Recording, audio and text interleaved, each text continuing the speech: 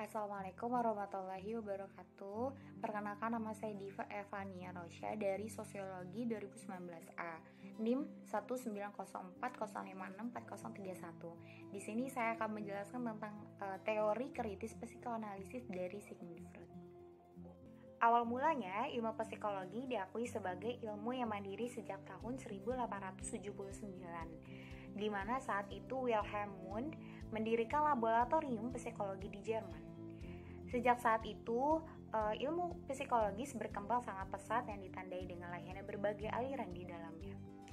Salah satu aliran psikologis tersebut ialah konsep kepribadian.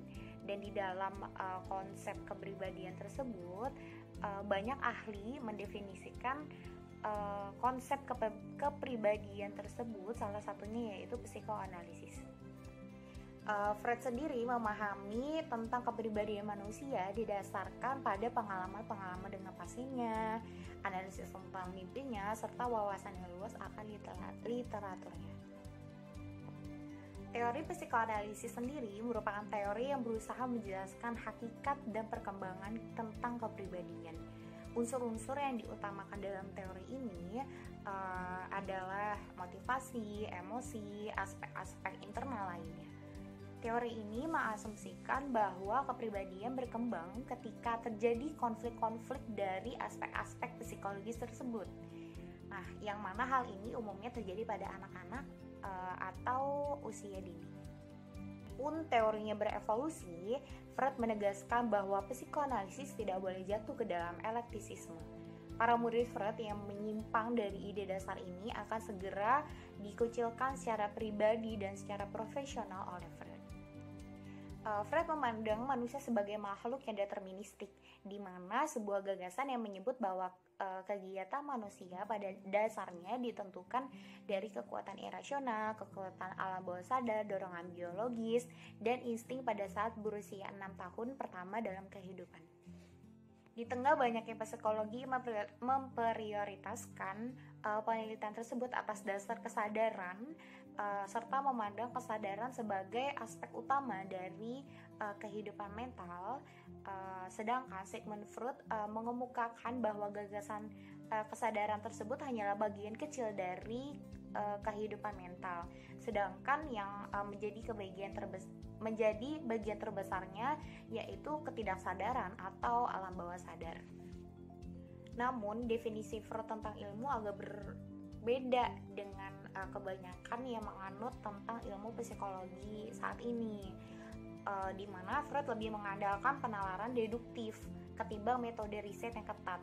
Ia melakukan observasi secara subjektif dengan jumlah sampel yang sangat kecil. Psikoanalisis tersendiri memiliki 3 penerapan, yaitu yang pertama, suatu metode dalam pemikiran, yang kedua, suatu ilmu pengetahuan sistematis mengenai perilaku manusia, dan yang ketiga yaitu suatu metode perlakuan terhadap penyakit psikologis atau emosional.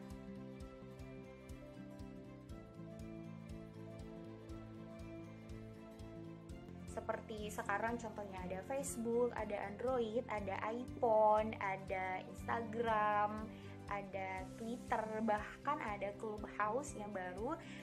Di sini di mana dengan adanya teknologi tersebut menimbulkan kemajuan-kemajuan yang sangat baik gitu, kemajuan-kemajuan yang sangat baru dan sangat kreatif. Maka di sini pendidikan tersebut yaitu gunanya menciptakan kreativitas pada muridnya. Di sini saya akan mengambil contoh tentang pendidikan yang akan dikaji oleh psikoanalisis, yaitu penerapan konsep teori psikoanalisis dalam pendidikan mengenai penciptaan kreativitas peserta didik. Karena pada saat ini zaman sudah berkembang, teknologi sudah semakin maju, banyak budaya-budaya luar yang masuk, serta adanya revolusi teknologi dan informasi mengakibatkan masyarakat sekarang dituntut untuk berkreativitas agar mengikuti perkembangan zaman tersebut. Dan dalam teori psikoanalisis tersebut, untuk menciptakan kreativitas pada muridnya, maka di dalam sistem pendidikannya tersebut yaitu mengasah kepribadian anak gitu, mengasah kreativitas anak dengan menampilkan video-video secara visual, mendidik anak dengan pembelajaran secara visual, bukan hanya tentang teori, jadi visual juga gitu, dan praktek agar anak tersebut semakin menciptakan kreativitas yang sangat tinggi serta memiliki kemampuan kreativitas yang mumpuni. Karena jika kreativitas sendiri tidak mampu berkembang, maka akan terjadi sublimasi dan akhirnya timbullah imajinasi.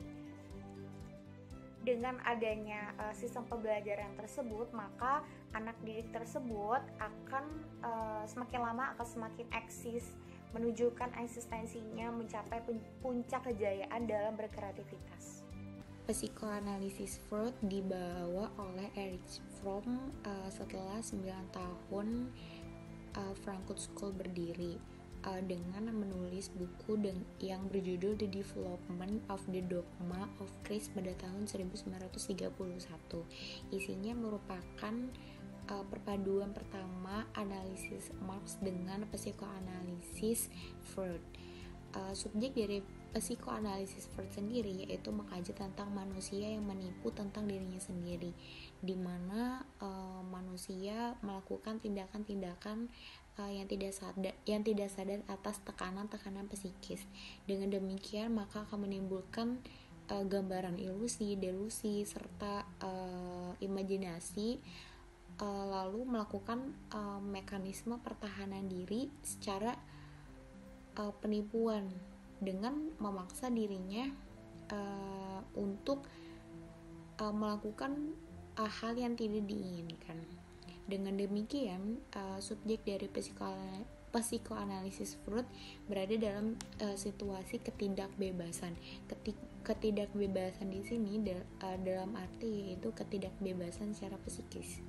Kasus yang dijelaskan psikoanalisis menurut Freud yang merupakan manusia sebagai penipu atas dirinya sendiri, yaitu adalah ketika orang tua memaksa anaknya untuk memilih jurusan yang diinginkan sama orang tuanya, akan tetapi anaknya tersebut tidak ingin gitu masuk dengan jurusan kuliah atau jurusan peminatan di sekolahnya, tetapi orang tuanya memaksa untuk anak tersebut mengikuti kehendaknya, karena kalau tidak nanti anaknya tersebut disangka durhaka melawan orang tua. Nah, hal tersebut yang merupakan tekanan-tekanan psikis yang ditimpakan kepada sang anak untuk melakukan tindakan-tindakan yang menipu dirinya sendiri. Setiap anak dipaksa untuk mengikuti kemauan orang tua tanpa orang tuanya itu tahu tekanan apa yang sedang dihadapi oleh anaknya sendiri, hanya karena dengan embel-embel kita ini ingin jaga kamu, kita ini ingin hidup kamu tuh lebih baik, maka pilihan orang tua yang paling benar. Iya, memang orang tua menginginkan anaknya untuk yang terbaik, akan tetapi jika hal tersebut tidak sejalan dengan hati, pikiran, dan keinginan anaknya, maka hal tersebut akan menjadi bumerang sendiri untuk anaknya. Menjaga secara fisik dari orang lain. Dengan contoh yang saya berikan, sudah jelas bahwa psikoanalisis yang dikaji oleh Sigmund Freud menjelaskan manusia melakukan sesuatu dengan paksaan, dengan menipu dirinya sendiri. Hal tersebut sudah saya prinsip yang terjadi selalu menekankan terhadap realitas yang menekankan pada dorongan kesenangan, sehingga untuk hidup sesuai dengan realita sosial dalam masyarakat, individu harus merelakan kesenangannya atau menekankan kesenangannya. Selain itu, penundaan akan kesenangan itu kemudian akan muncul dalam aktivitas yang tidak sadar. Kondisi ini mengkonstruksi dalam pemikiran masyarakat modern sehingga menjadi dorongan instinktif, di mana hal-hal mengenai kesadaran palsu tersebut sulit untuk diterangkan oleh masyarakat. Sehingga menurut Marx perlu adanya ajaran psikoanalisis. Psikoanalisis dalam teori kritis dipakai untuk melihat kondisi terhegemoni atau mengkritik rasionalitas yang tidak bebas. Untuk meneliti, Fromm menganjurkan untuk melihat bagaimana masyarakat modern secara tidak langsung seringkali melakukan hal-hal yang lari dari kebebasan. Tentunya perilaku ini seiring waktu tidak disadari, namun perilaku ini termasuk dalam perilaku yang tidak sehat atau tidak baik. Sekian presentasi dari saya tentang teori psikoanalisis dari